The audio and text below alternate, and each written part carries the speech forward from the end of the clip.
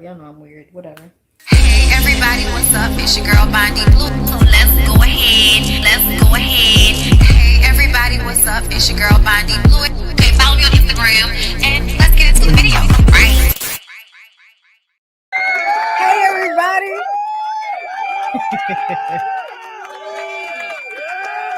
What's going on, everybody? It's your girl BondyBlue, and I'm back for another Real Housewives of Atlanta recap, review, whatever you want to call it, girl. Okay, it's we back in this bit. Okay, y'all know I took a vacay. I did like 2 videos last week. Y'all were in them things. What's up? You know, I saw a lot of discourse. Hold up, Nola Reeds is back. Hold up, let's do it again. What's up, girl? I've been gone for a minute. Now I'm back with the jump off. Goons in the club. Case something. I with pumps on. Listen, we're going to do 2 episodes in one today. All right. All we want to do is party and buy everybody at the bar Bacardi. Black Barbie dressed in Bulgari. Trying to leave in somebody's Ferrari. Spread love. That's what a real mind do. Keep it gangster. Look out for my people. I'm the wicked bitch of the East. You better keep the peace. I'll come to be. Listen, I'm sorry, you guys. Y'all know I'm an old hip hop head. I love you guys. Thank you for showing up today. You all look lovely.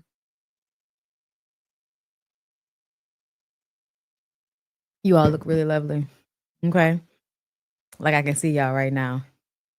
I see Avies. That's what I see. I see pictures and shit. All right. Y'all. It's a lot going on the internet. It's a lot going on the internet, y'all. I just watched before I came up here a clip of that interview with Shan Booty and I forgot her name, but the actress from Forever who plays the girl character's mom. And apparently she is Lakeith Stansfield's baby mother. Girl, I didn't know, girl. I didn't know. Girl, I didn't know. I did not know, girl. I did not know. So I'm like, okay. I need to go back and watch that. I need to go back and watch that in full. So that means that's another podcast I'll probably do like a breakdown for my members. I don't know if y'all saw, because sometimes they don't like really show the post that I put on my community page when y'all are on YouTube's timeline. But I put in there that I want to do a breakdown of that Dear Future Wifey podcast episode with the pastors that, you know, keeps going viral, like the gift that never stops giving. It's like an hour and 30 minutes. And I guess there was some other inflammatory, fucked up shit goings on besides the clips that we had all seen. And I think they came out and gave us a rebuttal so quickly that nobody ever had a chance to go back and really look at the full podcast episode to see what else they were talking about. Because the story about him out here being a thief, getting in trouble, and then her having to be punished alongside of him, even though his reckless behavior it caused her to lose a job. So like it was already something that she was being punished for. And this is what I talk about getting in the way of the karma that people need to happen in their lives so that they can make changes. But because you want to protect them, you get in the way of that. And then you end up receiving you end up receiving the negative effects of their actions. That's why it's so weird the way people be online talking like none of these things really matter. Like, you know, we gonna get into Real Housewives, but y'all know how I like to pontificate. I saw the DDG gets into this fight. He didn't really get into the fight, but he tells his brother and security to fight somebody for calling him a doo-doo bird dookie guy. I don't know what the fuck they called him. I don't even remember. Doo-doo garbage. I think that's what a nigga called him. Oh, sorry. That's funny. But we be calling you DVDs, CDs, Masterpiece, Charlie's Angels, bitch. Like, we say all kind of shit. Like, so what? It's just something making fun of your name, my nigga. Like, it's not even that serious. I feel like that shows like the level of immaturity that you are so bothered by these small things. Like, you're somebody that pranks people. You're somebody that like talks a lot of shit. behind a microphone. Like we've seen these little like temper tantrums that he has online where he's like losing his shit and throwing stuff and then keep hitting the button that explodes shit. You know what I'm saying? Like we've seen him spaz out like behind the scenes on his, podcast, on his stream, on his streams. And then we've seen it with the Holly situation. And now this is another example of you not being in control of yourself out in the world. So when we say that somebody is showcasing that they are not in control of their emotions, they're not in control of their anger, that means they are unsafe for the people around them. And y'all make excuses for these people and make it seem like they're not the bad guy everybody says they are. And then they go out in the world, can't deal with somebody making fun of them, which is the same shit they do on the internet. And they want to like assault someone. And then when the guy says, you assaulted me, now I'm going to call the police. I'm not a street nigga. I'm just somebody doing pranks just like you. And you had your security beat me up.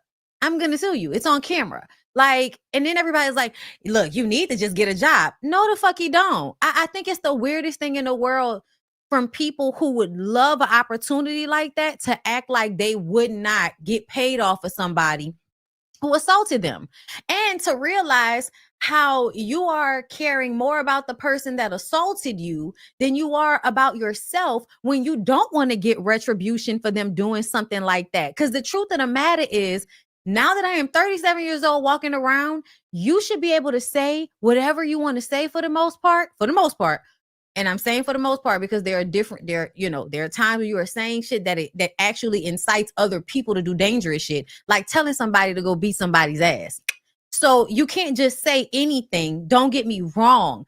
But I do feel like we should be able to walk around in the world knowing that just because you don't like somebody or they said something that might have hurt your feelings a little bit, it doesn't mean that you get to like have this ridiculous response with no consequences. You want to beat somebody's ass for talking shit to you, then please smile in the picture when they arrest you and give them people they fucking money. You basically paid to beat their ass. Give them their money. Give them their money. You pay. It's literally called a stupid tax. You do stupid shit that you're gonna have to pay for. And it's like some of the people on the internet live in this very weird world where consequences don't mean anything to them. Like the actual laws and how shit is supposed to go does not mean anything to them. So they are on the internet anti anything that is literally the right way to handle something. It's given dystopian, is that what they call it? Where we end up in a weird upside down world that's terrible. Okay? Like it's terrible because y'all don't know what good is and y'all don't know what bad is. And that's where we start to get into a space of what the fuck is happening. And I think it's the same thing. It translates on Real Housewives of Atlanta. You got to pay attention to the larger themes, okay? But I think it absolutely plays on Real Housewives of Atlanta because look at Porsha, y'all. Look at Porsha. Porsha gets to just go around shitting and lying on everybody. And then as soon as somebody says anything halfway honest to her, she's out of the room. She's running out of the room. She's running so fast from accountability, it's going to barely smack her on the ass. Okay? Like she's running away from accountability.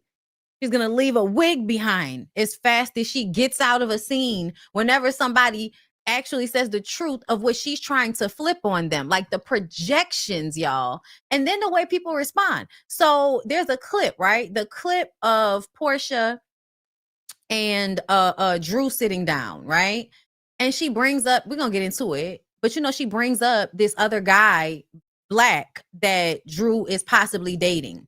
You're doing it with the dead eyes, which tells me you're being insincere, and for some reason you think we can't tell. I don't know. But when she brings it up, it makes me upset because I feel like even if we're going to put Drew and her bullshit aside, because I told y'all I was right about Drew. Okay, like, bitch, you really don't know what you want. Okay, that's why at some point we have to look at you and be like, when are you going to be accountable for this situation with Ralph? That's one thing, right? But Ralph is still an asshole. Ralph is still like dragging her when it comes to this court situation. And her being in a relationship with anybody would make it even worse. You would think somebody like Porsha, who allegedly can't speak on her situation because a nigga got a gag order on her, you would think she would understand this, right? But oh no, she wants to talk about a whole brand new guy that nobody's ever heard about on, in our world, y'all, reality TV world. Nobody's heard of this black guy as it pertains to Drew. So why are you bringing it up on camera if not to cause Drew more strife in her divorce? Because you know what that means for her. Like now Ralph has more ammunition to use against her. And we don't even get to see a fraction of what the fuck is going on with you and Simon.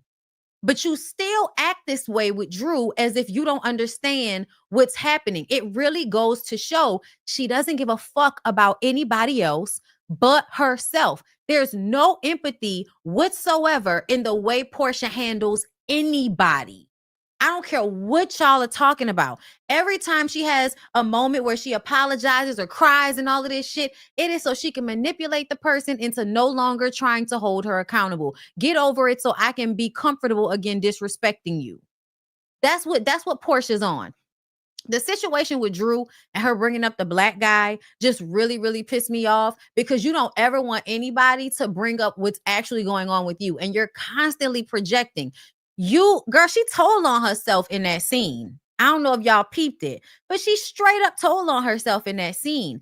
And I just kind of feel like I'm tired of everybody acting like Porsha is not the bad guy that she is. The clip that was going around of her and Drew, they're having this conversation about black. And I say in the comments, everybody's business but hers. That's all I said. Meaning that you trying to spray shit that Drew probably don't want out if it's true. But just the point that, and even you acting like Drew and Dennis were fucking and now trying to act like Drew was the one that kept that lie going when Drew consistently said every time y'all had a conversation, that's not what's happening. I'm not fucking Dennis. That's not our relationship. And you would ignore her and then continue to say and tell other people and make jokes that she was fucking with him. And now you want to act like it's her that was perpetuating this shit with Dennis. And she should have just said that that's not what it was, that she was messing with this guy black. Girl, what? Girl, what? That shit right there, that type of like diabolical lying and really dog whistling to whoever is gonna come and attack Drew, that shit is like, please come and attack her. Not only am I gonna sit up here and lie about her and call her a whore, and there is nothing more this is why you call out women for being whores. Not because it really matters, but because people like Porsha that will go and fuck somebody else's husband and then come to us and tell us that love wins, was smiling with big teeth and big ass and all of that. Meanwhile, she don't really like that nigga. She just wanted him because she thought he was going to give her a fairy tale that doesn't exist. But she literally acted like a scrupulous woman who doesn't care about who she's giving her coochie to, which is what a whore is. In real life, a whore is not just a prostitute or a sex worker. It's a woman who is giving her coochie and her body up to anybody that will have it for the most part. With reckless abandon, with no boundaries, with no rules, with no standards. She's just out here giving up coochie for good feelings and nothing more. Not recognizing the true value of what she's giving away to niggas that don't deserve it. That's why you have to be careful. Not because, you shouldn't be having pleasure. No, you should have pleasure, but you shouldn't be having it with all of these niggas because you're not going to get it from all of these niggas. So that's the main reason why you don't actually be out here whoring out your cooch, because it's not safe for you. That doesn't mean you don't fuck who you want to fuck when you want to fuck them. It just means that you have to be very, very careful about who you give that type of energy to, because you can't trust who these people pretend to be, because in one moment they'll act like they're going to give you a fairy tale, and then the next they dragging you from your teeth to your intellect to, girl, dragging you for everything they probably was licking up about you. Dennis' daddy was probably over there licking the sweat from between her ass crack and literally got on the internet and dragged her for being ditzy and stupid and slow and a whore and fake. Every nasty thing he could think about. Girl, the people were upset with me for whatever reason. And I think it's so funny how sometimes I don't even have to say anything. I didn't even see. Somebody said something like weird, some weird shit, right?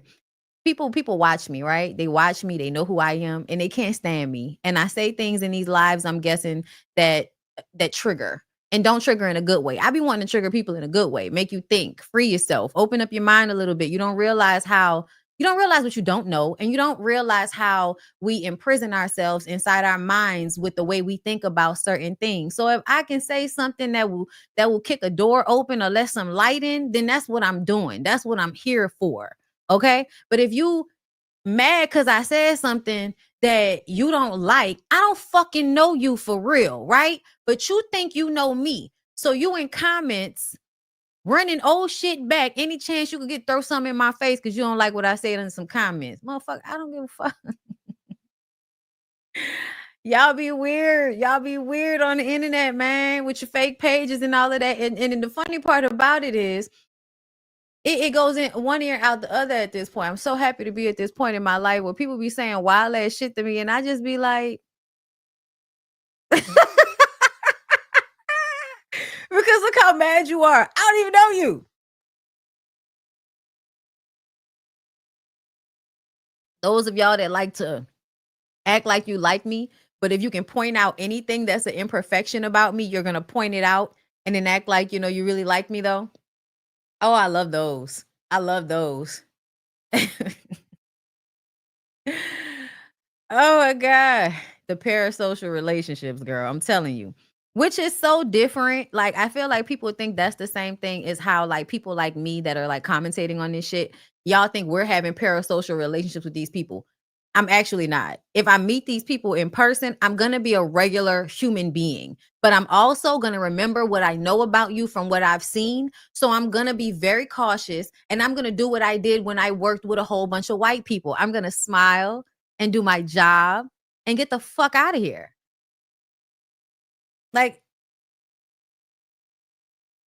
it's my opinion. It ain't really personal though. You feel me? Hey Scotty. Hey my love. What's going on? I had to talk about some shit, y'all, because motherfuckers be in the comments losing it.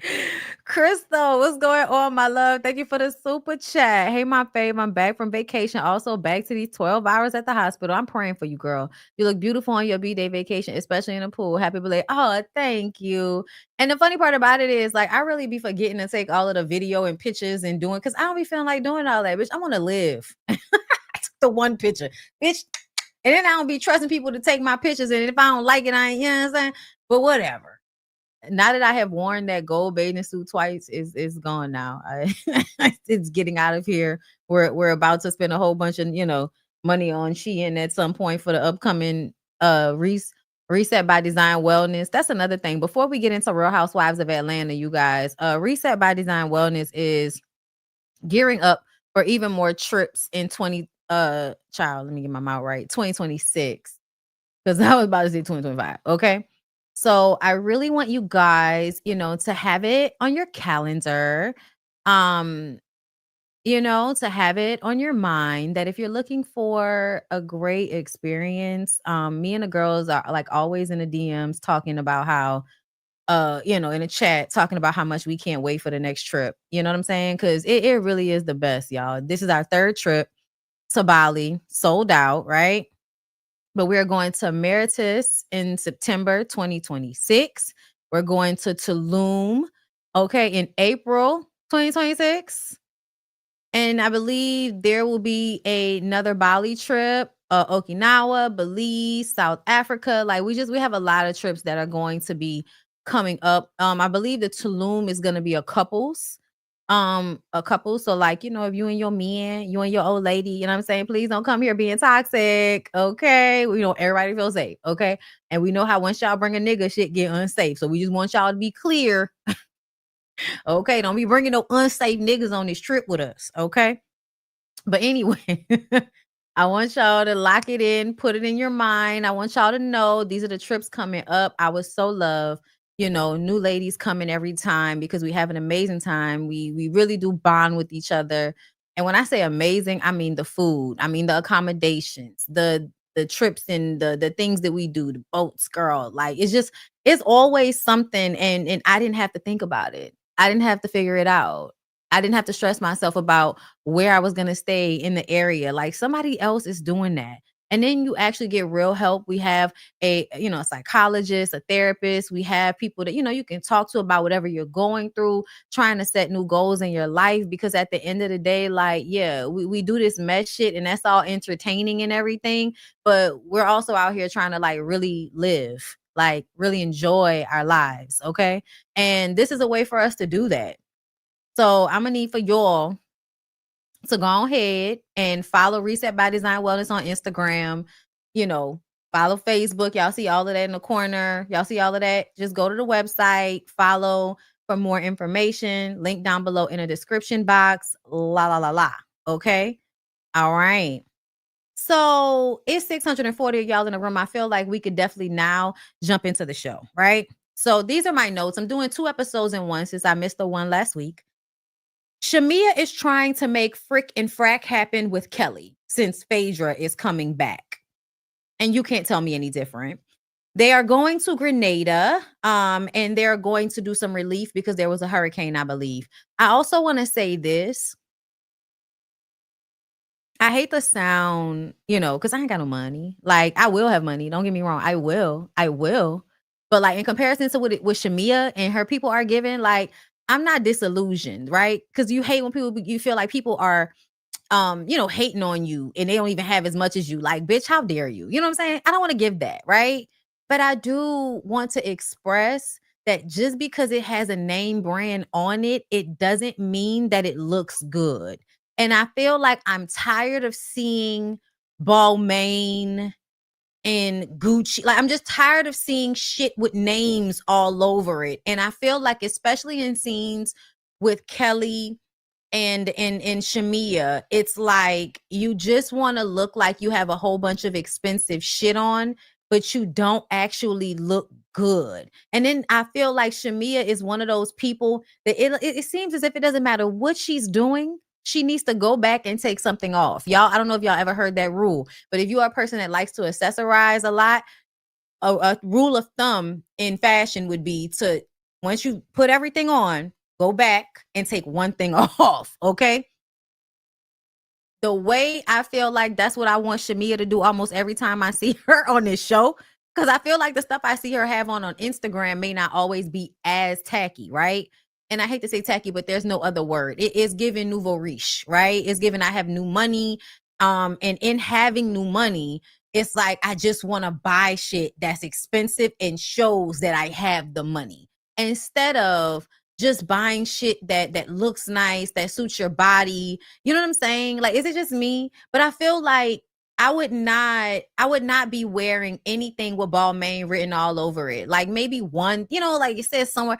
But the way I would be shopping at places that just line the clothes in very nice lining, clothes that have structure, so it doesn't feel like, every roll in my indent and crease in my body is being seen in the clothing. You know what I'm saying? I just want good fabrics. I want shit that feels good. I want shit that breathes. I want shit that is lined once again.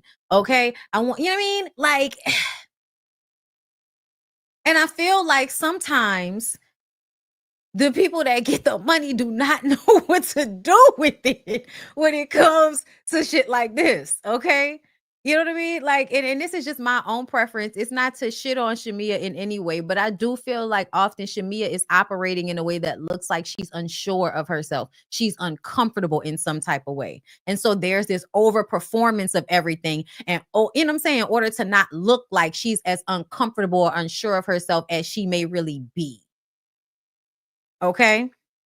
So again, making frickin' frack happen with Kelly out of insecurity about Phaedra coming back and doing frickin' frack with Porsha at a time when she and Porsha are not getting along, right?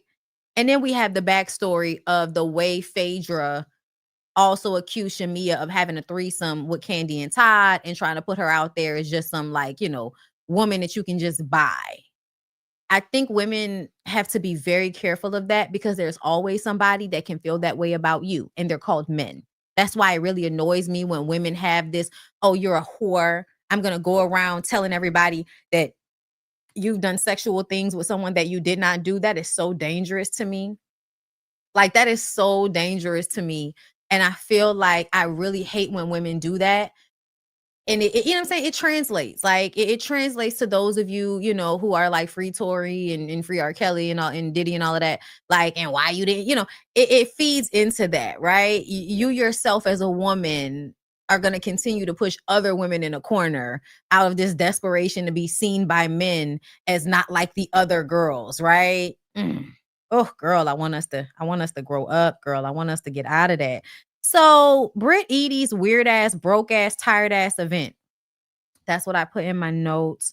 Bare and naked shapewear at the country club.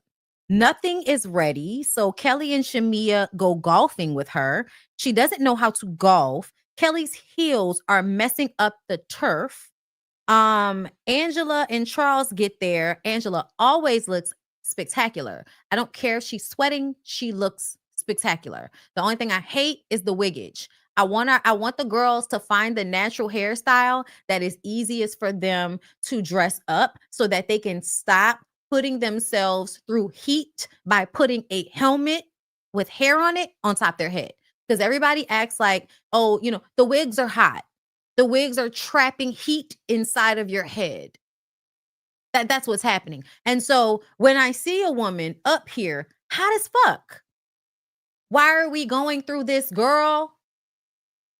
I need for y'all to find a wet and wavy somewhere. And I'm talking about sewing. Something that you could just spray some water on and go. Okay? Like, matter of fact, can you, I feel like she would look so good if she would go and get some super long micro braids, right?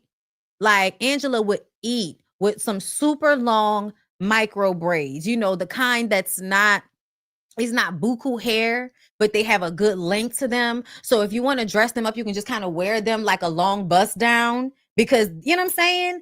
Long bust down. Or you can have somebody do your braids and, you know what I'm saying? Like roller curl them so that they can give a curl. Have somebody come in and put it up in an updo for you. But get you some fucking braids so that your scalp can breathe. Stop doing this to yourself. For what?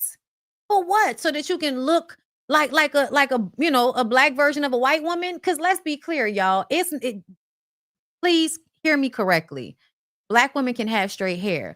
I love Black women's style of hair and how we have mastered hair, no matter whether that's relaxed or natural. I grew up in a hair salon. Bitch, I love hair. I love hair stores. I love all of it. I used to have a, listen, when celebrity stylists, Ashanti, who has done all of your faves hair, Tim's, Lizzo, what's the girl that's talking about her man everywhere?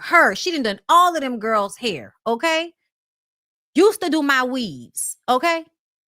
I had a excellent hairstylist to do my weaves, girl. Do you know what happened? I got hot. They started to itch. And as I was getting older, I was like, I don't want to keep being uncomfortable. I love how this looks, but I don't want to keep being uncomfortable, right? So guess what? You stop doing it. You stop, girl. And I feel like that's what the girls in a colder climate. That's for in the winter. Like you could have your bust downs in the winter. Wear your wigs, girl, when it's cool outside. But in the summer months in the South, for us to keep doing this, I feel like it's not about looking good at this point. It's really not. It's about fitting a certain mold. And you have to ask yourself why you want to fit that mold in the first place. And that's where it takes you to, is this because of all of the brainwashing of how I think I'm supposed to be looking in order for me to be presentable, in order for me to be classy, in order for me to give off the nouveau riche vibe that I want to give off, okay? Because girl, it's too fucking hot, okay? That's all I'm gonna say. I'm leaving it alone. But the way they looked in their clothes, like they all had clothes on that is either for a cooler climate or for inside. They had like, girl, Shamia had a Balmain blazer, a black blazer on, and they were like out there did y'all see what the men had on shorts and short sleeve shirts? I have been to Atlanta. It's too fucking hot in the summertime for whatever that was that they were all wearing. It was all this frilly shit. And then when you step back and look at it, it's not even being done in a classy way. It looks tacky. And that was everybody. Britt looked tacky. Shamia looked tacky. Kelly looked tacky. Porsha might have been the only one that understood the assignment as far as the shape of her dress, how long her dress was. Like, why is everybody else not understanding? If we're going to do country club, then you do country club. You don't do Fashion Nova styles at the country club, Britt. Like, I'm just saying, y'all, it wasn't giving what they thought it was giving. I felt like I understood what they thought they were giving. It's not what they were giving. It's not, girl. Y'all could have been at any old sparkly pink, overflowered black place with that shit. This required linens, loose fits, okay? Sensible shoes. That's what this event actually required. And nobody was prepared. Everybody had on big ass, chunky ass heels that you can't even, I can't even stoop. Girl, she couldn't even stoop down. Like, girl, I'm gonna let him go, girl. I know, because I ain't got no money, right? Like, let's just remember that, right? I gotta stop saying it like that because that's bad. You're not supposed to speak that shit out like that, but I'm really just being facetious, all right? It doesn't matter, okay? It doesn't matter. I come from the time period where we used to be down here at the Goodwill, okay? We would listen and go put something real nasty together, and you hoes would never know. It's about style. It's about showmanship and style. It's really not about whatever y'all think it is. Okay? Like, yes, sensible shoes, girl. Like, think about it. Fucking grass tearing that people turf up with them spiky ass heels. Like, girl. Like, you need a sling bag, right? You need a sling bag when you go to the country club, girl. A loafer, a sling bag, a sandal. You know what I'm saying? Like, that's the country club. And if you inside the country club, peplums, A-line skirts that go down to like maybe an inch or 2 inches, 3 inches top above the knee, right? Lined linens.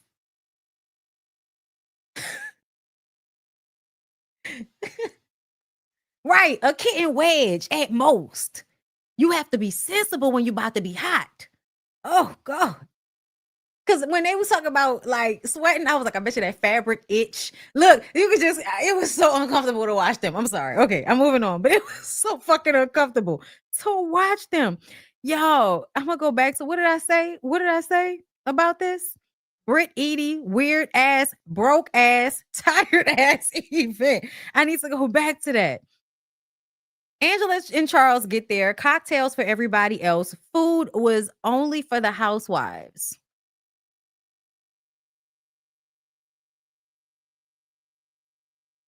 And so, I don't know what type of house Britt Edie has, but this is when you need to like elevate into the events, right? As a housewife, you want to throw events, you want to portray a certain type of lifestyle, keep it small, keep it cute, right? Keep it cute. You get a regular catering, you get somebody to come and do the decorations, right? If you have a nice home with a pool or something, you set up tents, make it really nice, put down some white, you know what I'm saying? Put not white, but put down some sheeting, all that shit that people do to make the outside look really nice, but you have to be smart about it so that everybody eats. Everybody had a good time. It doesn't always have to be like, oh, let's front at the country club and only the housewives eat and only the housewives get chairs and everybody else is just filling up the space, feeling fucking disrespected as if they couldn't have stayed their asses home. And me personally, I wouldn't have been sitting in there not eating. I would have, like, what kind of country club is this? I can't order my own food here? Or is it because we're in the event space? I have, no. Put me over another, take me away from this. Where are the country club people in here eating right now? Because I'll just go and eat over there. Okay? Hey. I love y'all for real, right? I love y'all, but please stop forgetting the way Kenya Moore loved to not have food at trips and events. Please don't do that. Don't do that. Please don't. Okay? Everybody else. Everybody else knows that people need food. Everybody else knows how to put together an event. Shamia knew, Kelly knew, Cynthia knew. I feel like Angela knows. Britt, for some reason, wants to pretend to have money so bad that she couldn't even get enough food for everybody. That's stupid, especially when Atlanta people love cheap food. Like, wings, ribs, like, you know what I'm saying? Shit like that. Or them little finger sandwiches and shit. Like, all of that shit is cheap. Like, that don't even make no goddamn sense, girl. Oh my God, today. It's gotta be so dumb.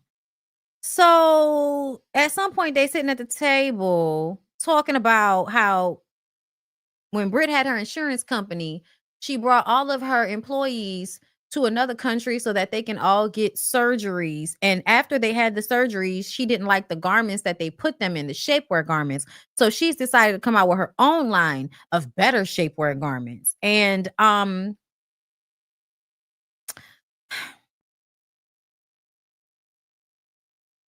mean, if y'all want to ask that look like Britt Edie's, congratulations. Because everybody's like when Shamia was talking about her back fat, I was like, Shamia. Like sometimes, like, please don't get me wrong, y'all. I pick myself apart as well, but I feel like I be realistic with myself. Like, to be clear, I'm short. Okay. I'm not a naturally skinny person. I have to work out to be smaller, right?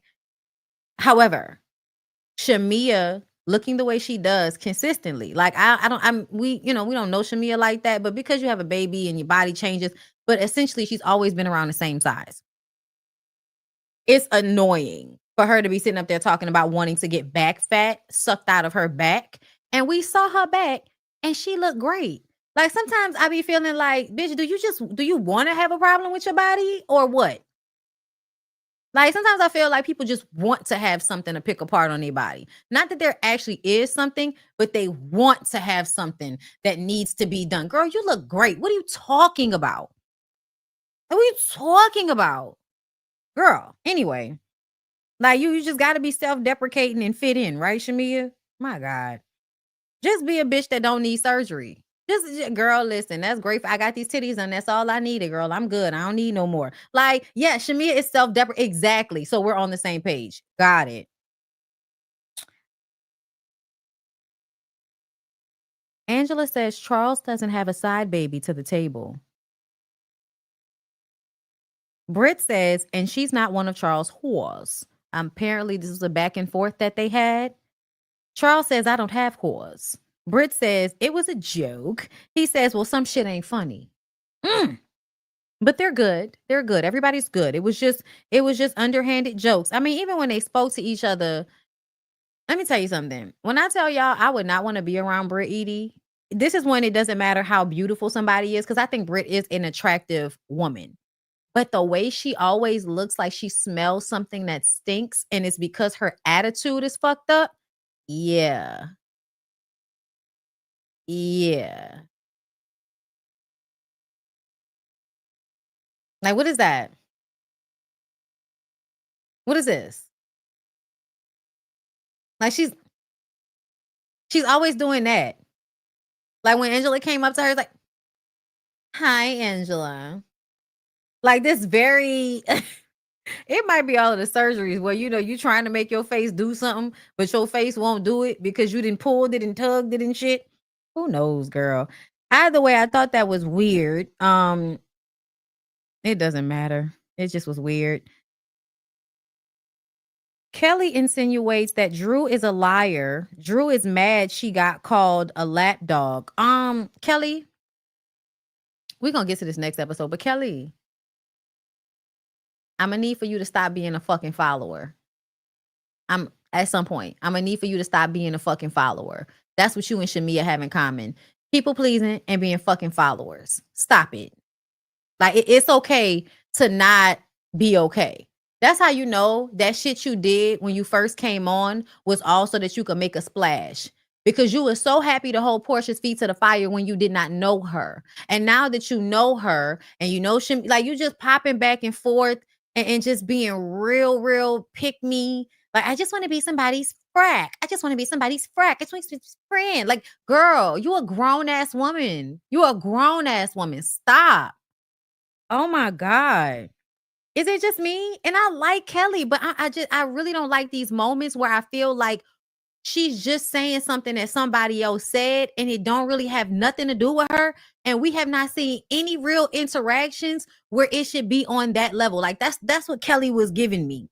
The way Kelly is dealing with Drew makes me feel like you're seeing Drew as an easy target, so you're deciding to target her along with Shamia and Porsha. That's how you can stay in between Shamia and Porsha without having to choose a side, even though you and Shamia are really the ones that are friends. That's what it feels like. That's what it feels like, or I could be wrong. I don't know. Kelly insinuates that Drew is a liar. The Michael Jordan thing to me was obviously a joke, but I know how we can all feel like you can't trust shit that Drew says. But I also don't like that being used against her in such a manner in situations where she's really not doing anything. And this is just ridiculous at this point. That's how this feels to me. Drew is mad. I'm sorry. No. Shamia's mad that Drew called her a lapdog. Drew says, well, you took back my words and twisted them to stay in Porsha's good graces. Drew clocked her. Do you hear me? That was Drew clocking the dog shit out of Shamia, pun intended. The way Drew said what she said was not the way it's being talked about. Like, it's just not, it was not that serious. It was not a slight. It was not insinuating that y'all could not take care of y'all's child. It was just saying that we're going to make a lot of money off of this that will work in the future. That's what it was saying. Like, it was belief in the project that they put out. And it seems as if she was right about it, because everybody talks about how good Drew's album is. I really need to go and sit down to it. You know what? This weekend, that's going to be on my list. And this upcoming weekend, whenever I decide to go outside, child, that's what I'll be playing in a yeet. Drew's new album, because I need to hear it for myself. I hear songs here or there, and I like what I hear. So I'm going to go back. But it is absolutely fucking annoying to me, the way everybody keeps trying to act like she said something that was so fucked up. No, Drew, no, Shamia, you took it back to Porsha on some, oh, she's talking about you, to deflect from the fact that you was talking about Porsha to everybody. That's what was really going on, girl. That's what was really going on. What else? Shamia starts barking and saying, kiss, bark, bark, bark, kiss my ass, bitch. Okay, so let me ask you a question. How are we going to be mad about being called a lapdog when we continue to live up to it? This is the second time you've done something to visually showcase yourself acting like a lapdog. Once you sat on Porsha's lap and took the picture like this. Remember? You thought that shit was cute, right? You thought that was cute. You're a grown-ass woman. You think that's cute to make it seem as if you're a lapdog to another grown-ass woman. Okay, cool. Cool, girl. Cool, fine.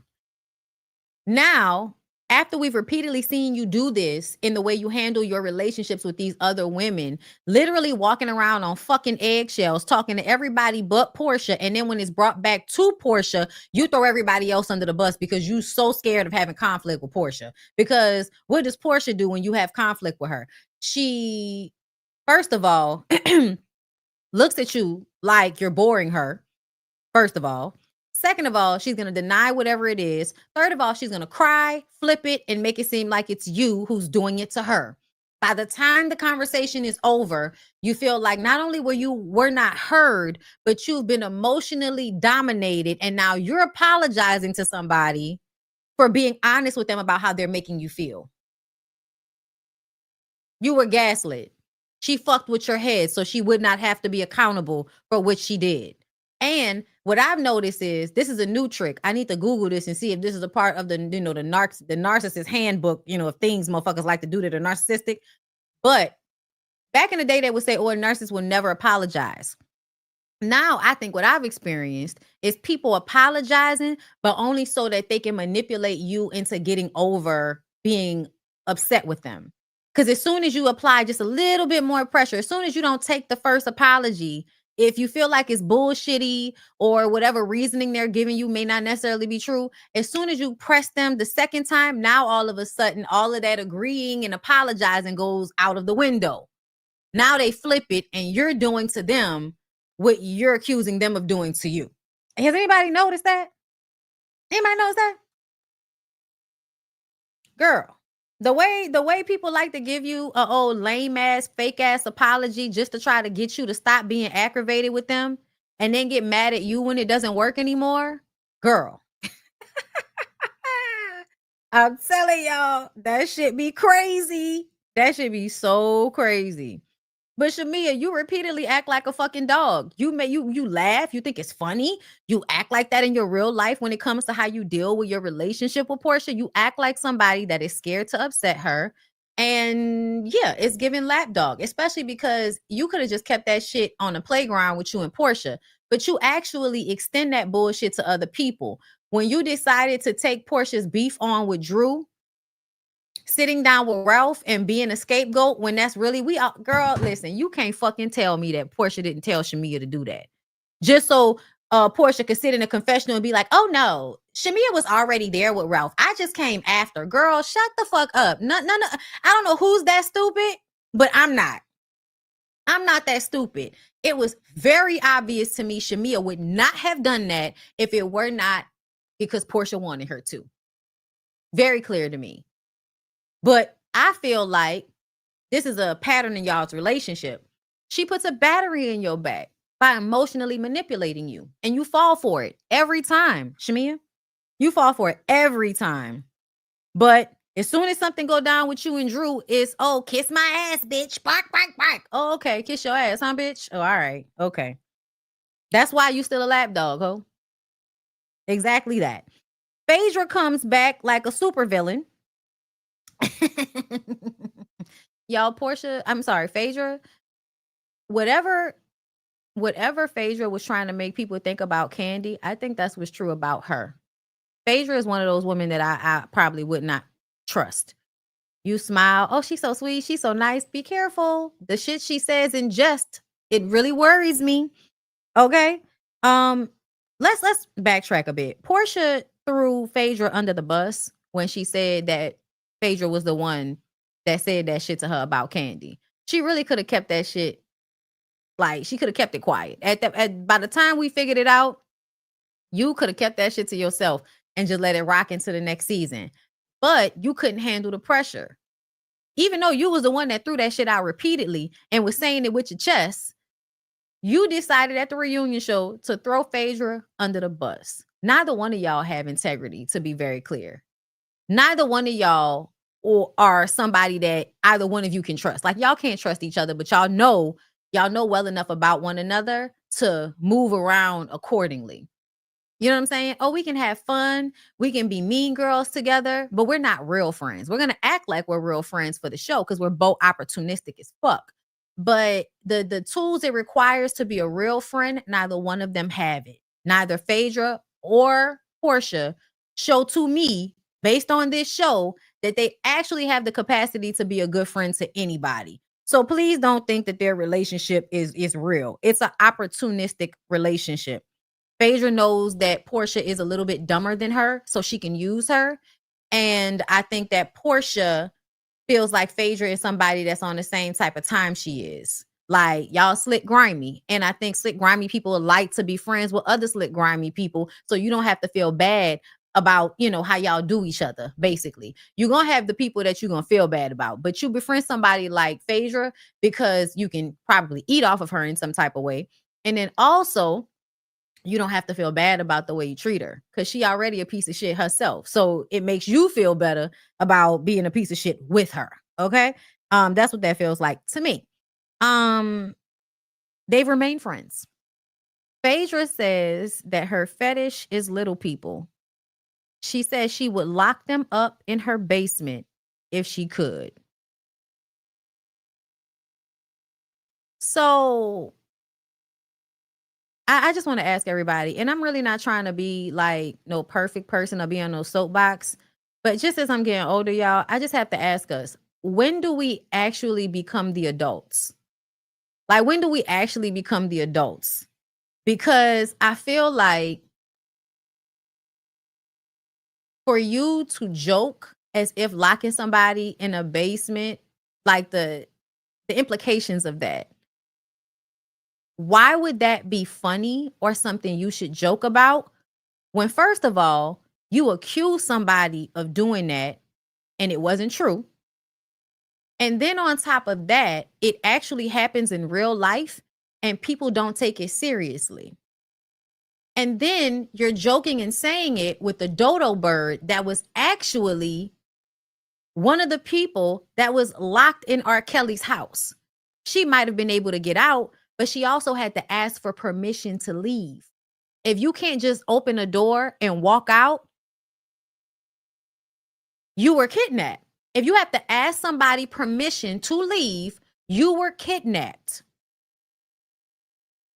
And so I feel like joking about things like that kind of lightens it, right? And it makes it seem like it's not so serious. So then how that translates to when we see these real stories of these things happening in real life with people, y'all think the shit is a game. Y'all, oh, it's just freaky. Or, oh, they wanted it. You know what I'm saying? Like, just anything to not make it as sinister as it actually is. And so that's why when Phaedra decides to make a joke about that after accusing somebody of that, making that joke to somebody, or not, she didn't make it to, she didn't say, I want to lock them in my closet, to Porsha.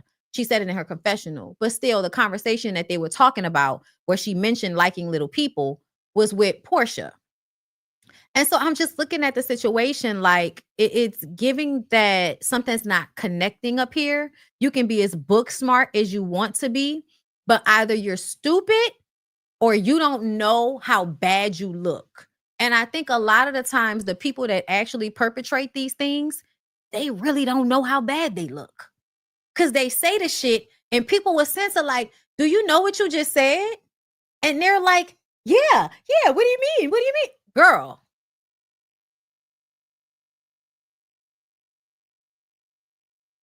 On your first episode back, that's what you say to make light of it, to make fun of it. That's the reason why Kandi stood her fucking ground, and she should have. That's why you shouldn't have never been able to come back to the show while Kandi was there. Because why the fuck, all these years later, would you come up there and try to make a joke out of that? It just shows to me that you were never sorry about it. It shows to me that you might possibly be somebody that does shit like that your damn self. We all know that Phaedra is a sexual deviant. Not only is she a sexual deviant, the bitch look like the Megan doll. I don't know if anybody peeped that. She looks like the Megan doll. But I'm wondering when we was gonna grow up, y'all. I was just wondering when we was gonna decide as grown adult people that some shit is not funny. We shouldn't be making fun of certain shit because it makes light of it. And then when it happens in real life and it's dire and it's dangerous and it's fucked up, there's always somebody that's going to find a way to laugh or make fun of a situation, making it seem as if it's not as bad as it is, which then by proxy, not by proxy, but as a result, it means that it won't be taken seriously in real life. And the people will be harmed because y'all don't see a serious issue with the mindset of joking about things that are really serious. Like, oh, look, not y'all in the comments fighting. Don't be in the comments fighting, girl. It's not that deep. It's just my opinion, girl. That's all. It's just my opinion, girl. Don't get upset. But yeah, I felt like that was really, really weird to me, y'all. That whole conversation. Porsha called Shamia on FaceTime to tell her that Phaedra is coming.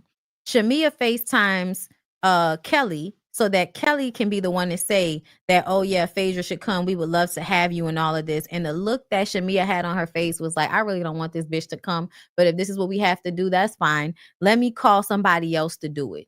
Let me call Kelly and have her do the sugar part.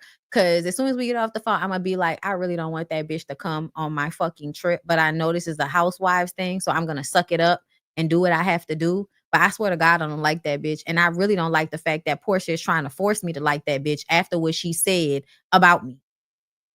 Like that's what it's given. But okay. Again, Phaedra's a Megan doll. Okay.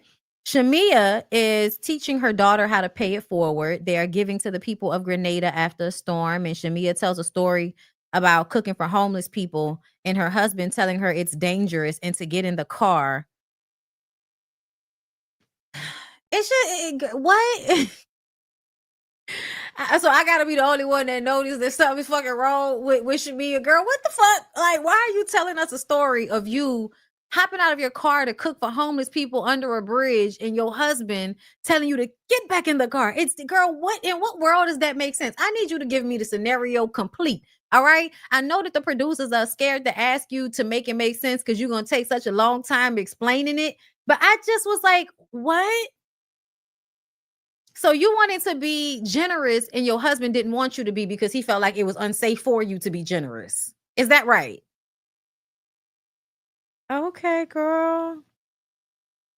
Okay, girl. All right, I guess. Something about it didn't make sense. All the women make a donation. Britt Edie's box, of course, is light because she don't have a lot of shit to give. Britt blames her horrid event on her event planner. Of course, there's always somebody to blame when at the end of the day, what you was asking to be done was probably something they couldn't do from jump, but you just didn't listen. Porsha and Drew meet up, and Porsha admits that she doesn't communicate well when she's upset. I really want to talk about that. This is another thing that I would like for everybody to just think about. If you cannot be a decent person when you're angry, you're probably really not a decent person. I hate to tell y'all that. Because I know some of y'all gonna like feel like, damn, that bitch just hit me in the chest. She talking to me. I don't know you. I want to remind you, I don't know you. But in my experience in life, it often does feel like people like to use the excuse that they were overly emotional, whether angry, sad, depressed, whatever, as a scapegoat for whatever harmful behavior they're exhibiting, right? So you flip shit, you don't take any accountability, you make the person who you've already harmed feel worse by the way you interact with them when they try to come to you with their feelings. And you say, I don't communicate well when I'm upset. So you get to lie, perpetrate lies, deflect from the truth, and flip blame onto people. And we're just supposed to receive, well, I don't communicate well when I'm upset. It means that you're not a decent person. You can be upset and then be in control of your emotions. Go calm down, figure it the fuck out, and then handle people the way you would want to be handled in a situation. And I hate the fact that when I talk about this, I know people are going to think I'm trying to be like better than somebody when I'm not. I really just want people to start acting like empathetic adults. Like I would just really love for that to happen because I'm tired in real life of dealing with these people and I'm tired of interacting with them online. Those of y'all that have a really hard time with communicating when you are upset. And especially, and I want to say this to everybody, when you are in a relationship, a friendship, all of that, that's not an excuse. And if you wouldn't do something to somebody while you're angry and they would do it to you while you're angry, well, that's an incompatible relationship. Just to be clear. It's really bullshit. Porsha says Dennis wanted to clear things up as far as something romantic going on with he and Drew. And Drew kind of makes this, like, girl, every time you reference that, wasn't nobody trying to fuck with him. And Porsha looks as if she got offended. Oh, no, I mean, because it was out there. Girl, it wasn't out there. That was something that you made up, bitch. You made that up and put batteries in people's backs to repeat that dumbass shit when everybody know that Drew ain't fucking with no damn Dennis. Okay? Not everybody has the type of wherewithal to fuck niggas that they not really attracted to for whatever greater reason. I'm not down to nobody for doing it. Whatever you want to do, bitch, is your business. But there are women out here that really are not about to be in any type of relationship fucking with anybody for something financial if they're not attracted to them. That's why it's aggravating when niggas start like talking this shit about, oh, money, money, money. Man, listen, at the end of the day, a lot of these dudes, whether they have money or not, some women would want to be with them. And some of y'all are using your money as a way to get women and then getting mad about it. But like with the Drew situation, no way, shape, or form was it giving Drew needed to fuck Dennis for a track. Nowhere in there was that what it was giving. Porsha pulled that out of her ass in order to be vengeful and petty towards Drew. And I really think it's lame as fuck for her to do that. Right? Because we can't even talk about you stealing Fallon's fucking husband without somebody acting like, oh no, they were not single. They were not single. Do not believe that them people wasn't fucking around prior, because how y'all was dating for a month when you announced that y'all were about to get engaged, May 10th, shout out to RRG, because I love when people go back and pull receipts to reflect my feelings, because I can't always remember the details, but I remember how I felt about the shit, right? That relationship was going on before he got divorced and before he really broke up with Fallon. And you can't tell me no fucking different. Okay? Stop. When we can see people that's not that good at hiding who they are, let us point it out instead of acting like we not seeing what we seeing. Please, let us have it. Okay? Drew says that Porsha and Shamia met up with Ralph and it was given tit for tat. Porsha says Dennis told her Drew was dating a guy named Black. Drew says that's my friend. Porsha says in a confessional that she was met with so much aggression from Drew. And I'm like, that's what I'm talking about. This is what we call gaslighting. You are continuing to say things as if they're facts, right? Oh, you kept this shit going with you and Dennis. If you were really with this other man, why didn't you say that? Bitch, I wasn't fucking with Dennis. I'm not fucking with this man. What part of that are you not understanding?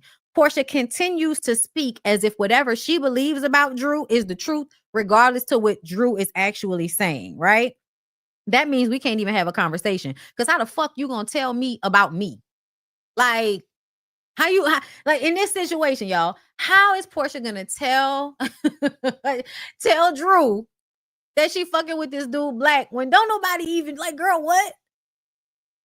What about you in Future? That's what Drew said. I saw it. What about you in Future? They could blank it out all they want to. What about you in Future?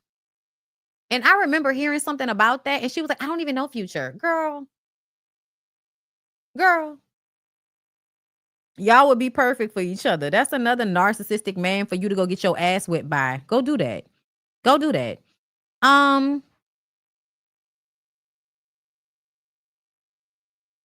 Drew says she's going through a messy divorce. Ain't nobody messing with nobody. Stop it. Drew says that she's going through a divorce and her anger. Oh, Porsha's going through a divorce and her anger is misdirected. As soon as she was calling her for what it was, Porsha flips it and says Drew is combative. Drew says you are treating me like I did you something and I didn't.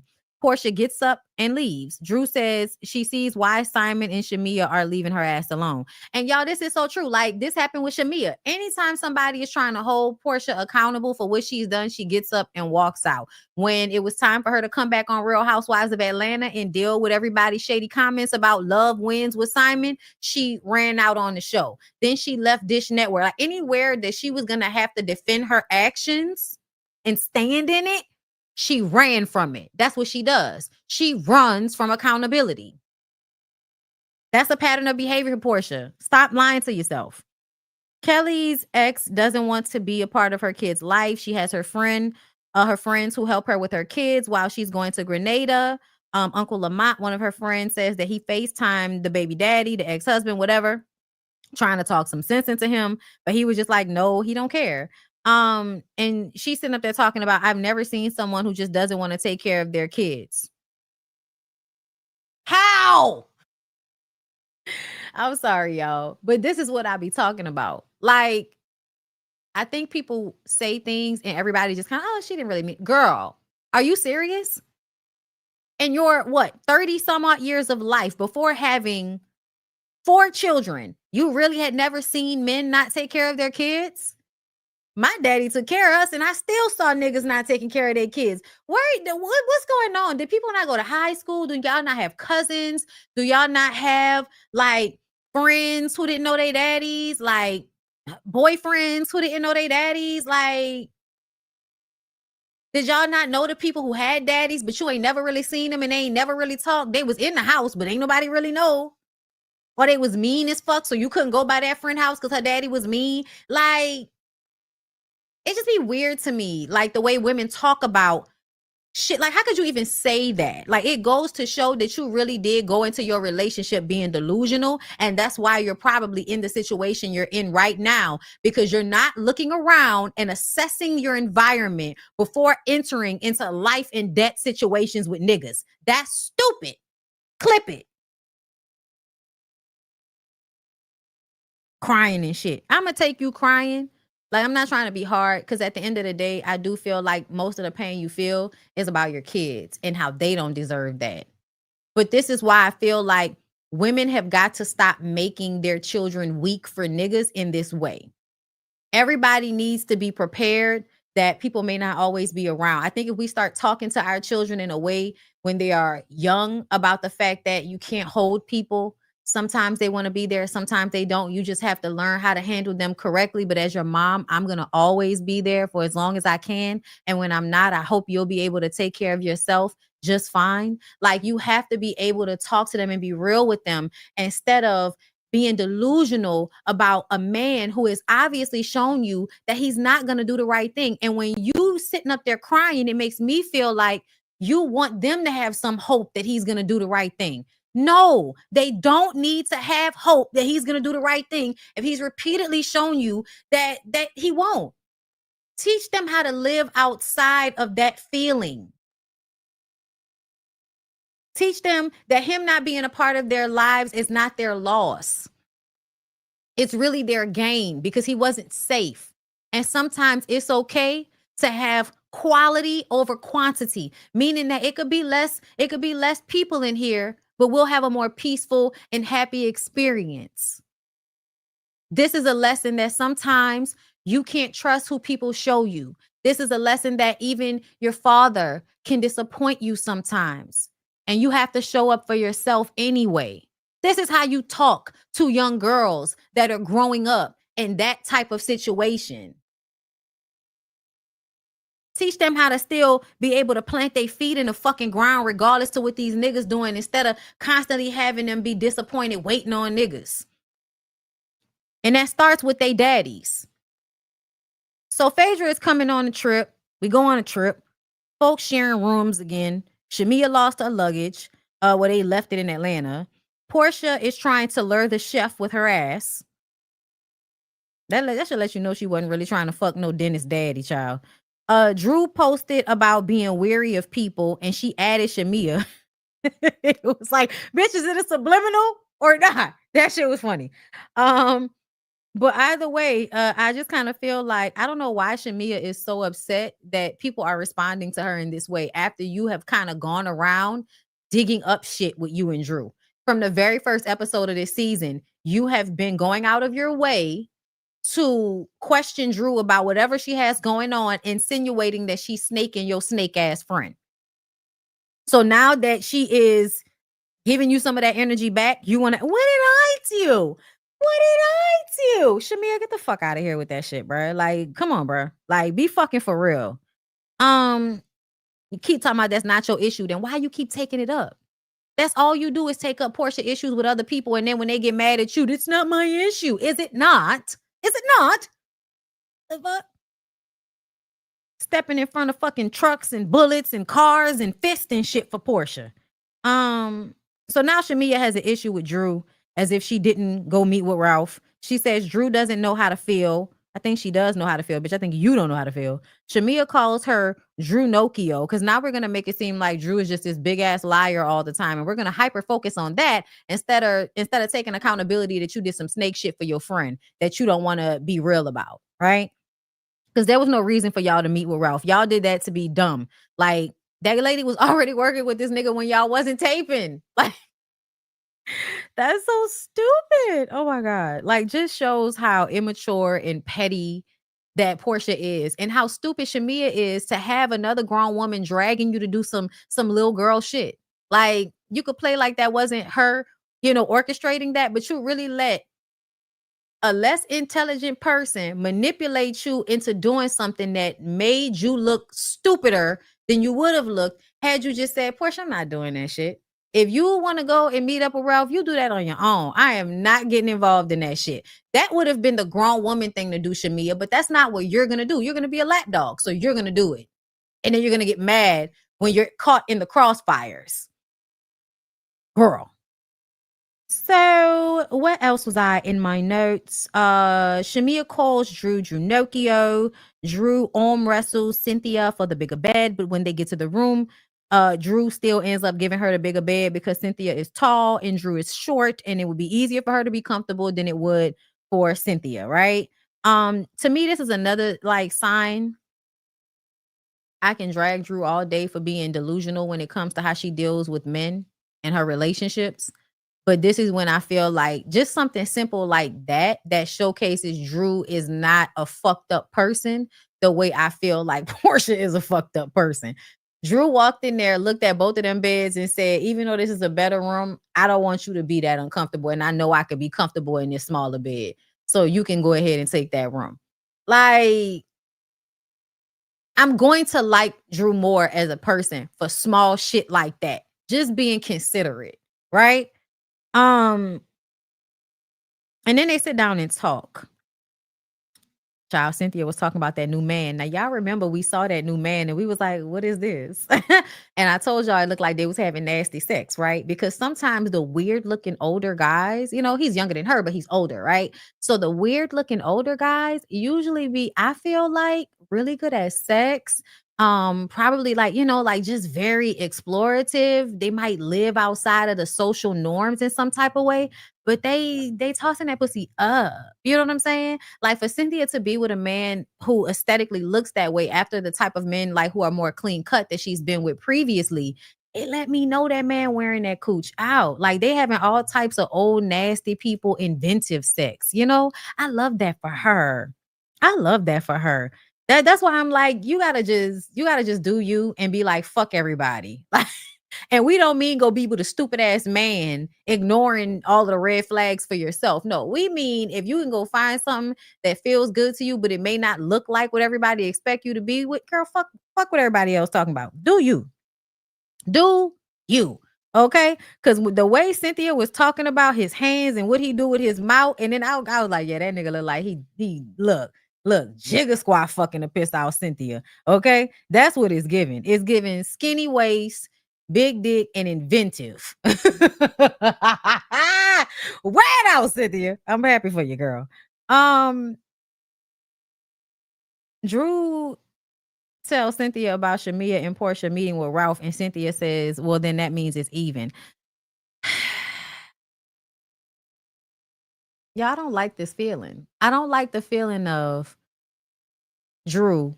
I just want to make music. Your baby daddy offered me a deal. It's a good deal. I wanted to take it. He gave me some tracks I really like. We started working together. He tells you we working together. It's happening behind the scenes. It's just a business relationship. I don't want him. I'm still struggling with Ty and my baby daddy and all of this shit. And going through this divorce, we coming on the show. I'm working on the album. The album is supposed to be a part of the show, right? I have to show something besides my sad divorce, but I'm showing, right? You know this, but you don't have anything going on. So instead of championing the situation and making it a scene of your own, because like, y'all, be fucking for real. We're getting paid per scene. Porsha, instead of getting jealous because she don't have nothing going on and she doesn't have a way to utilize Dennis in a way that makes sense for her storyline at this point, because they're not together, right? Because that's why she got fake ass scenes where they, meet the au pair together or whatever. When at the end of the day, you're really just jealous because you don't really have much going on. I do feel like she still is jealous because he's her baby daddy. Like, she still wants access to him. She wishes that he would have given her what she wanted because I think she enjoys sex. And, I think there is a part of him that is very like attractive for her. But essentially, he don't want you like that. You don't have nothing going on like that. and you're jealous of Drew.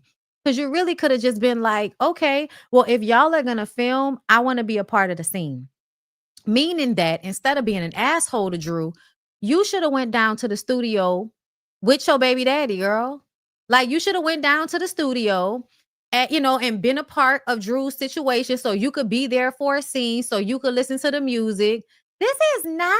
I like this, y'all. This gonna do good. Like she really could have played this a whole nother way and been able to actually be a part of their filming process so that just like Angela and who that was, Angela and Kelly, I think, I can't remember, Angela and Cynthia, whoever it was that went to the studio, that was another opportunity for Porsha to film.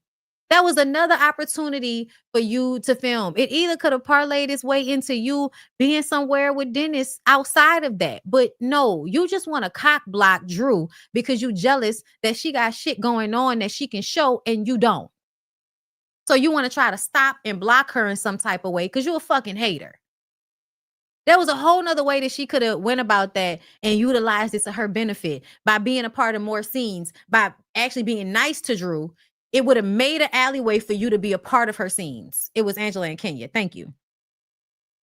So just when being a hater is really not the best way you could have handled it and you would have got more out of the situation had you just corrected your ego and realized don't nobody want that nigga but you.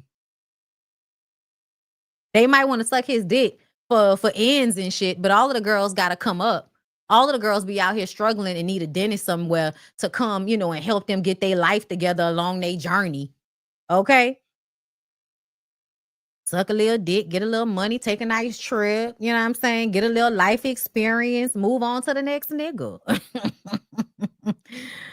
It's not even to me, y'all. It's not even. I say all that to say it's not even to me. I don't feel that way. I feel like Porsha is trying to find an issue with Drew so that when she does the fucked up thing to Drew, now you can feel like, oh, well, she did it to me first.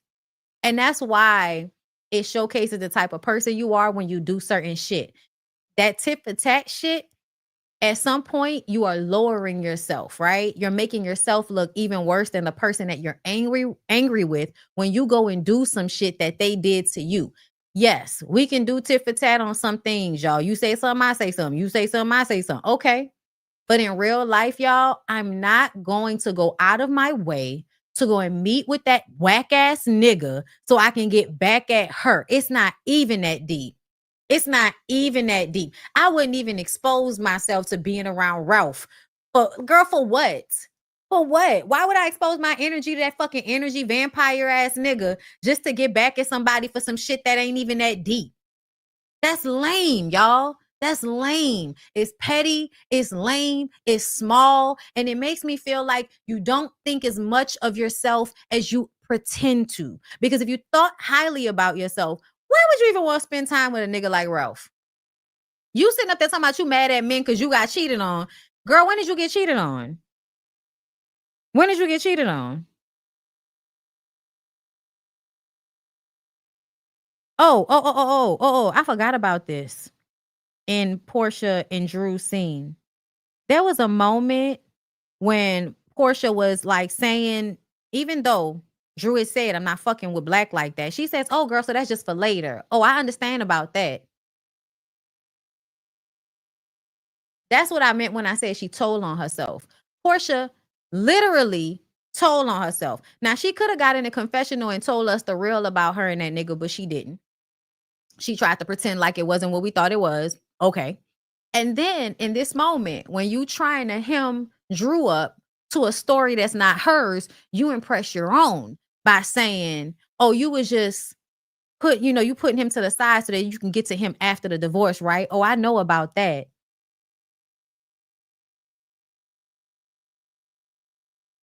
Is that not what her and Simon did? Planning for when he eventually was gonna leave his wife? That's not what y'all did? Because I feel like that's exactly what you did. And you was just telling on yourself in that moment that you the type of snake ass bitch that is going to wait in the wings for somebody else's nigga. She told on herself. And that's where the Freudian slips come from. Where people be thinking that they hiding who they truly are, but if you seeing them clearly, it's like, nah, bitch, we can see you. You just said it. What's going on? Like, something wrong with you if you think I can't see you after you just said that. So let's go back down. The women go to dinner.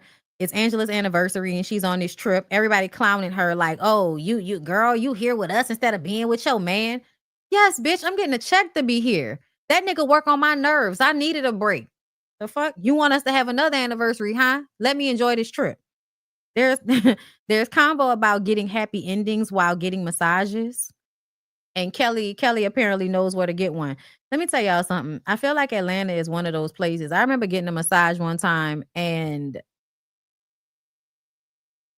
I feel like I was really uncomfortable. I was really uncomfortable, and it just reminds me of how often women don't say how uncomfortable. He had all of these 5-star reviews on Google, and I think the reason why he had all of those reviews on Google is because it was women that were going to get fucked by that nigga and not actually get massages. If I tell you I don't wanna be touched in a certain place because it makes me ticklish and I don't wanna be touched right there, and you spend a good 10 minutes, 15 minutes of the massage trying to coerce me into wanting to get massaged in that area,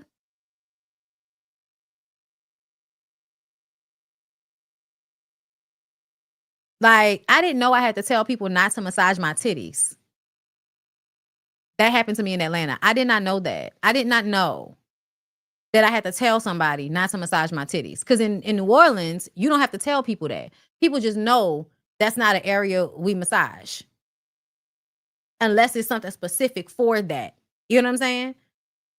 Like, people have cancer and all that type of stuff in their breast, they might get those types of massages in their, in their chest and stuff like that. But the way the nigga pulled the cover off my chest, like, and it's just I just Googled massages in Atlanta and looked for the top rating because normally that works in New Orleans and you don't end up with somebody that's trying to like coerce you in some type of way.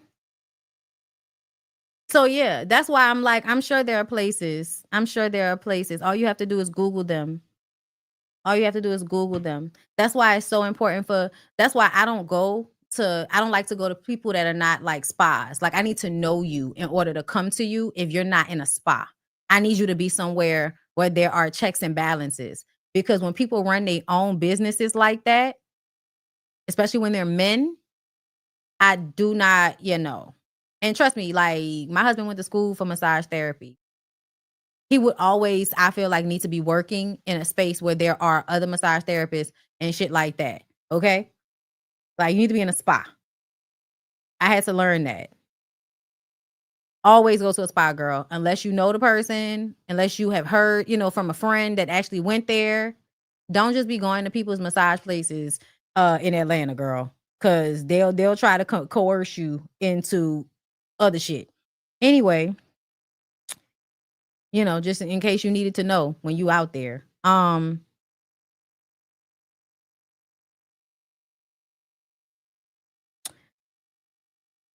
Kelly wants to reset this energy with Shamia and Drew.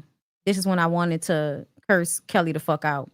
Shamia is mad. She was called a lap dog. Drew says, well, you brought back info wrong. That's why I called you a lap dog. Shamia says she isn't with the fake friendships. Drew says a hit dog will holler. Shamia, because anybody with the fake friendships is you.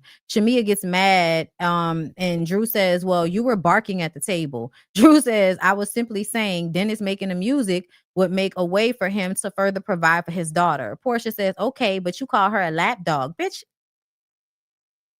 Angela brings up how Drew brings these Porsha issues to everybody.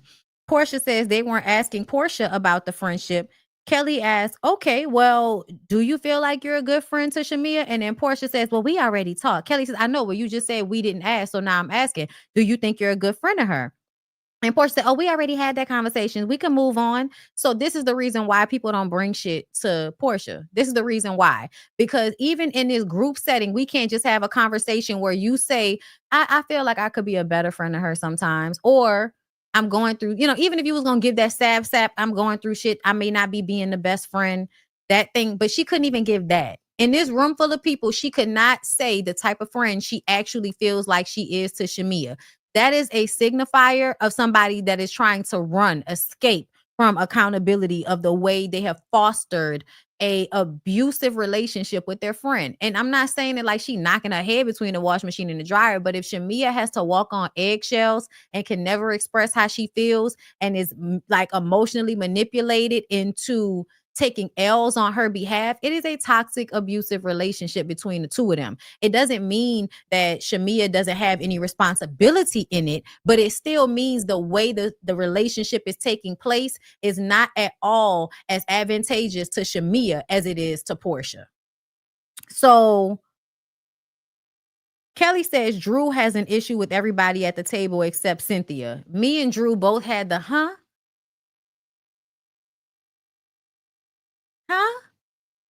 Girl, what? How that happen? When did that happen? Angela doesn't have an issue with Drew. I didn't know Kelly had an issue with Drew, but apparently some little slick shit was said when she made a comment about her being a liar, and Drew was like, "You need to get to know me because you took the Michael Jordan comment like it was serious when it was just a joke, girl." Oh Lord. Porsha pretends to give an olive branch, but then says that Drew said she was sleeping with Future. Drew says, well, she could have texted her, but this is when Drew starts to apologize, and Drew was like, I could have texted you, what was going on. But then it said that he had gotten your blessing. And she said, well, girl, he was lying. Well, you didn't see. Why is it? I almost feel like you still want to hold her accountable in a way that you're not holding him accountable. If he was the one that's lying, why are you mad at Drew? Like, she's supposed to know your nigga's a liar, right? Girl. Everybody kind of wanted Porsha and Drew to get over their issue in this moment. So they pretend like the apology they gave each other was sincere, but nothing that Porsha said was sincere. I don't know why people can't see it. She's dead in the eyes when she's apologizing, which showcases to me ambivalence, right? You got okay. Like, it is very much facial expression in the eyes, ambivalence, showcasing that there's a lack of sincerity here. Like, I don't know why I be having to explain shit like that to people, but girl. Britt apologizes to Phaedra for Apollo and Shireen being at her event, and nobody cares. Nobody saw them. Girl, I had to go watch the episode over again because I was like, did I miss it? Like, I don't even think I saw that, but I was bored the episode, so I was kind of in and out.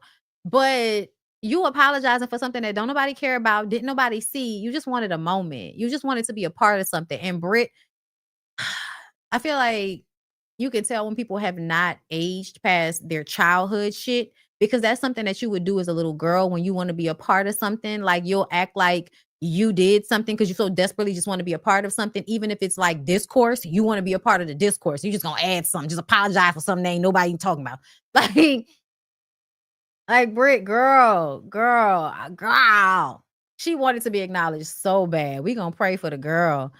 But yeah, y'all, that was basically both of the episodes back to back from what I got. Let me go on here and see what the Bravo Shade Room has from the after shows. Okay. Let's see what they got. Did they do an after show? Yes, I think they did. Shamia Morton says she invited Porsha to dinner with Ralph so she could get her lick back. Duh, bitch. We know. We know. Thanks for informing us on what was already obvious, but we know if somebody didn't admit it, the gaslighter that is Porsha would be able to lie to no extent. She made a very big deal about Drew hanging out with Dennis, her ex. What do you think about Porsha then filming with Drew's ex, Ralph? I think we know what Shamia thinks. I think it's okay. I'm the one that invited her. Yeah. It was just the dinner disclaimer that we were all at. I just felt like I needed a witness so that everyone knows that Ralph and I were not on a date. Mm-hmm. Ralph and I have worked together in the past. I hosted a podcast. It was like the Real Husbands of Atlanta with Todd, Candy's husband, and it was strictly business, helping a friend out. Okay, so let's stop for a second. You're on a reality show. You mean to tell me you couldn't have met up with Ralph at any old Atlanta venue where you knew somebody with a camera crew and people would have still thought that you were on a date? Because everybody's forgetting, y'all, we're breaking the fourth wall. There's a camera crew. Everybody knows that she's married. They know who he is. And they know y'all have worked together before. why would you need Porsha there? Like, so anytime you meet with any male coworker, you have to, or talk to any male, like that makes even more sense that you did that only for Porsha and not because you would really do that. Because I was like, so you work with other men and you've never had meetings with them where you did not need another person there in order to co-sign that you wasn't fucking them? That's so weird. I'm still married. There's no interest there for me. So I needed it to be very clear. That's why I brought Porsha along. And then, you know, I let her get her a little lick back. Yeah. Porsha made a very big deal about. Oh my God, it was a joke. No, what do you mean it was a joke? No, it wasn't. That's exactly what the fuck you did, girl. Stop playing with us. Playing in my face. Hey, DJ Miss Milan, what's going on, girl? Once Shamia sat there and laughed at Porsha saying she would fuck Charles, I knew she was a loser and a follower. Her personality is Porsha. My God, today. That was a correct assessment. Hey, Talia. Thank you for the super chat. Hi, Bondi. Yes, all you have to do is Google erotic massage and places will pop up. I was looking for a massage place in Poland and was shocked when I clicked on website link. Gotta look at the websites before you book. Girl, you know that's not even here. Girl, you know that's not even here. And that's not what it was, girl.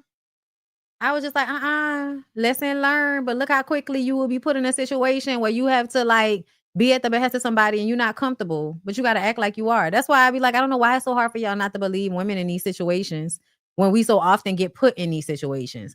Okay, what's Phaedra's tagline? I returned from the dead. Now let's bury the past for good.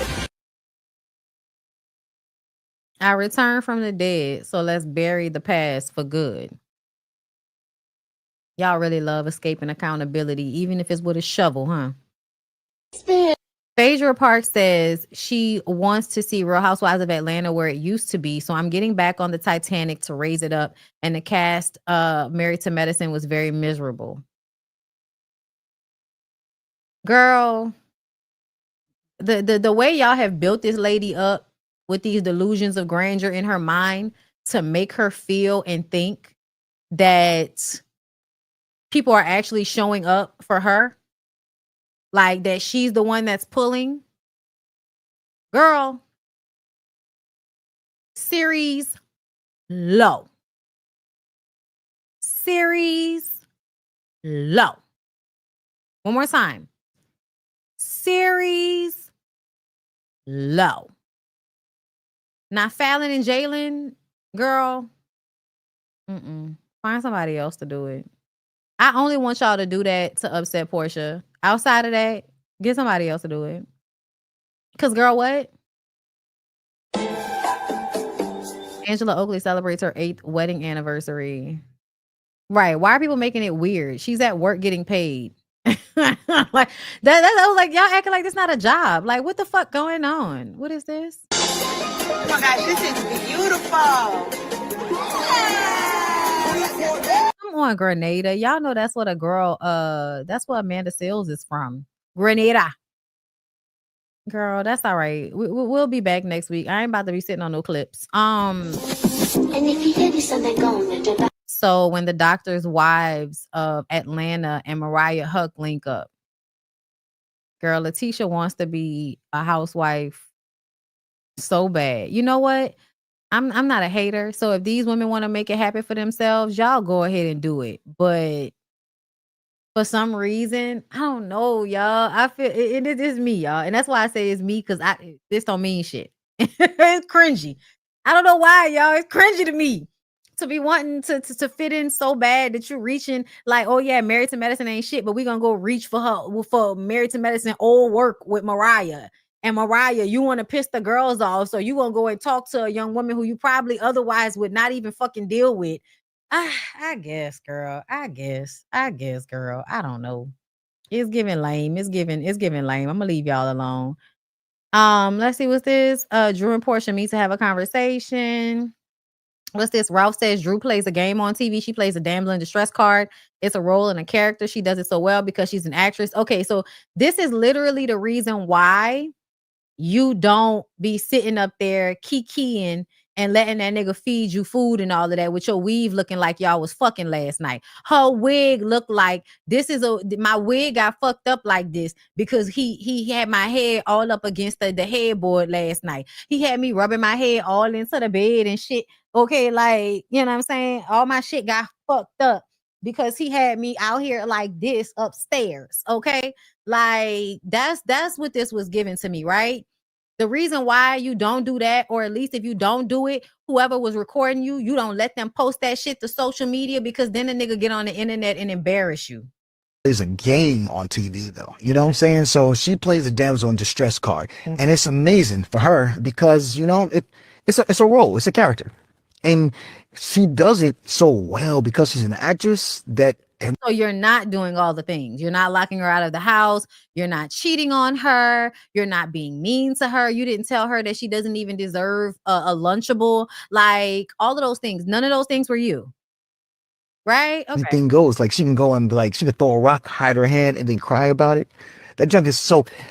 For a while, you know, I could never really talk about it. Now I can, of course, because we're going through our situation. But that's the game that she plays, you know what I'm saying? So it works for her. So is it a gift? So he can talk, but Porsha can't. Right? Okay. All right. And the reason why I say that is because everybody's going through a divorce, and he just said that he can't really talk. So I'm sure there's a gag order in place to some extent. The same way that people are using to explain why Porsha don't have no fucking storyline. Gag order. Girl, bye. I would be talking about that nigga left and right in code and be like, how you gonna prove it, Sway? But she not that smart. So there's that. Brown skinning. Thank you for the super chat. Phaedra's comment about Angela's face in her confessional was so mean, way beyond fun shade. I don't know what she said, but I think it's weird for her to talk about somebody's face when she keeps pulling hers back, looking like a goddamn Megan doll. Like, bitch, you look like AI generated. Most of the time we see you, you do not look like a real person. And you know, that's your business and all of that, but it is giving creepy old lady with a baby face. Creepy old lady with a baby face. Don't go into her house. She might like you in the basement. Even the curse being married to an actress? I wouldn't say it's a... As long as the actress knows when it's time to act and when the cameras are off, you know what I'm saying? So the cameras are off and she's still in actress mode. Nah, you know what the crazy thing is when the cameras are off, she's actually back to her normal self. So it's when the cameras are on. When them cameras are on, yo, I'd be like, yo, why did you do that? You know what I'm saying? They make me look crazy. You know what I'm saying? It's like, oh, well, that's my inspiration. You know? So it's kind of crazy, and it's hard for me to navigate that because I'm not an actress. You know what I'm saying? I'm not an actor. Yeah. You know, I don't know how to go and navigate the different things. I'm just who I am. So if you say something crazy to me, or you say something that makes me question it, or something cat, then I'm gonna be like that's not true. And then I'm gonna come at you about it. I'm gonna ask you about it. Drew plays a Okay. All right. So you're just not a good husband. Got it. facade, you know? Yeah. So you're breaking free from the facade of doing your own thing. Yeah. So how long has the separation been? 2 years, 2+. Ooh. 2+. And you're in the basement. Yeah. Why are you in the basement, sir? You know what? Because you didn't want to leave the house. And you frame it like, oh, she wanted me to stay there and pay the bills. Well, you bought the expensive ass house without her consent. She lived in it. You were paying the bills. Why should you not continue to pay the bills? Husband, father. But honestly, I would have paid the bill. Like, cause ain't he trying to get money from her? Ain't Drew the one making all the money? Drew, I would have been like, I'll pay the bills. Kick him the fuck out. Get him out. I want his name off the deed. I'll pay it. I just don't want him to live there. Matter of fact, I'd have left him live there, and I'd have moved myself into an apartment that me and my kids could fit into before I sit there and be in no weird ass situation where I'm being forced to be uncomfortable in my fucking house with a nigga I'm trying to leave. Where's the freedom in divorcing him if y'all are still living like this, acting like it's for the kids? No. Real talk is because Drew and her attorney actually tried to set me up. You know what I'm saying? They were trying to get me kicked out and have me pay for the house too. You know what I'm saying? So it was like this whole entire thing. And so what the judge did was, even the way he talks, moves his head, the way he's like, everything about what he's saying feels like I'm trying to hurry up and get the lie out so that you can't really, ask me any questions. Like the way he talks, the way he emotes is weird to me. And I also feel like it's so funny. was actually smart. Gigi Pink looks like after Erica Mena got her life force energy sucked out of her by Safari. That's what Gigi Pink be looking like to me. You know, she was like, listen, you know, opposed to me kicking you out and having you pay for everything, I'm gonna just put you in the basement. You got your own exit. My basement, 4,000 square feet. I gotta pay for the house anyway, you know? So no, it is a house. It's bigger than most people's homes, you know what I'm saying? So, and I got everything. I got the movie theater down there. It's like I got the ultimate man cave. Ultimate man cave. With your own entrance, kitchen, everything. Podcast room, like studio, you know what I'm saying? Everything. Every bar. So I got it all. And it was just but the most important part was it allowed me to really be there and locked in with my kids. Children. Because that's most important to me. That's my hearts. That's such bullshit. I'm not even about to sit here and let him continue to lie and gaslight and be a weirdo, because I just don't I don't believe anything he's saying, and watching somebody act like he is performing truth in some way. Yeah, I just can't deal with that. It doesn't even matter to me, because ultimately, I'm just not the type of woman that would ever deal with this type of situation. I enjoy my peace and my freedom way too much. And as my mother would pour into me, I would rather live in a pillbox apartment than staying in a house with a nigga that I can't stand. No. Sell a house, wrap it the fuck up. Okay. Make sure you give me my portion of the money. Because a lot of y'all niggas like to sell houses from other bitches' noses and shit. Like that's not a felony or something while you going through divorces. But anyway, yeah, I would not be trying to deal with this in any capacity. Kids, pack up as much shit as you would like to take. We may not be able to take it all, but that's okay. We'll get new shit eventually. This is just a moment, a stepping stone. But mommy and daddy have to separate, and I need to not live in the same house with him, because mentally and emotionally, he's not safe for mommy right now. He loves you guys. He's not safe for mommy right now. So we're going to move, because you're my kids. So we're going to move, and your dad can come and pick you up, or matter of fact, he can't even come here to pick you up. We're going to have a drop off. We're going to have somebody bring you to where he going to be, so that he ain't got to be over here. But when I tell y'all, Drew trying to stay in that house is a part of the, you not really over this nigga. And every time you give him a second chance, he uses it as a way to make you out to be a liar, when that's really not what's happening. You just keep giving him all of these chances to disappoint you, and he's racking them up to make it seem as if you're lying about your experience of him. That's all that's happening. So you're going to keep giving him more ammunition to make you look, like a liar. And that's your business. That's your business, girl. Not going to be too upset about it. Not. No, we're not. Let's see. I think that's all, right? I think that's all. What's Fine again. Okay, yeah. Now I can't say These are just the scenes from the episode. Right. Okay, yeah. I think we're done. I think we've done our thing. We've done our thing, girl. So tomorrow I will be back for another BondyBlue show. We're going to talk about a lot of things, because I did not get a chance to talk about money long last week. And I really want to talk about money long. I'm going to just preface it by saying I'm not upset at money long. I don't know why everybody's losing their shit. Like the way y'all be quick, fast, in a hurry, ready to throw some black woman, away just for voicing frustrations about other black women.